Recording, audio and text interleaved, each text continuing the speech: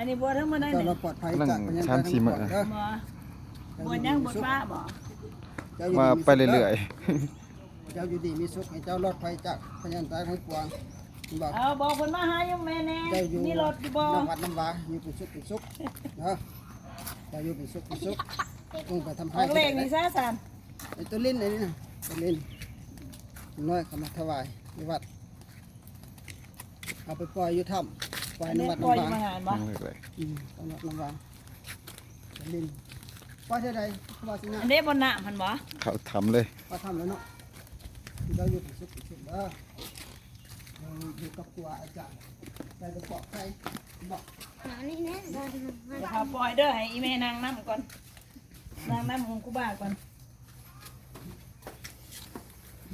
เด้ออีแม่สินางนำเด้อ ปล่อยเท่าไร อีแม่ปล่อยลงหนักนี่บ่ บ่ ปล่อยลง โอ้โหอย่าเขาไปวางไหน ปล่อยในนี่บอก แม่น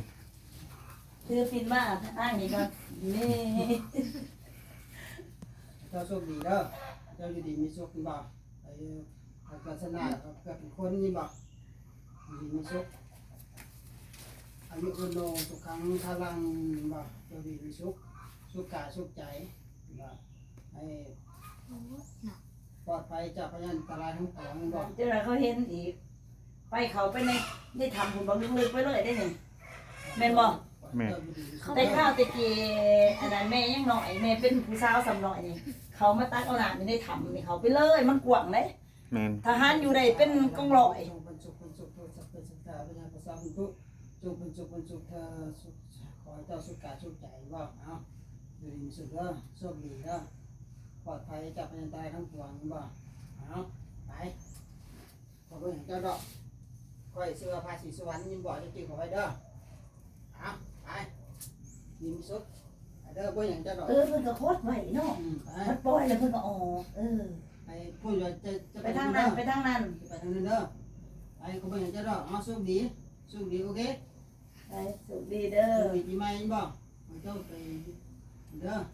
ไปมันไปบ่ได้แน่อาจารย์ นี่ได้ไร มันมีแต่หนังกันโมเบืองนี่ เรื่องไหน เบิ่งนี่ ไปได้ ได้อยู่ดอกให้เพิ่นเขาไปไหนไม่จังชีวิตโคตร บ่อามันมีหนังแต่ว่าทำตัวซึ่ง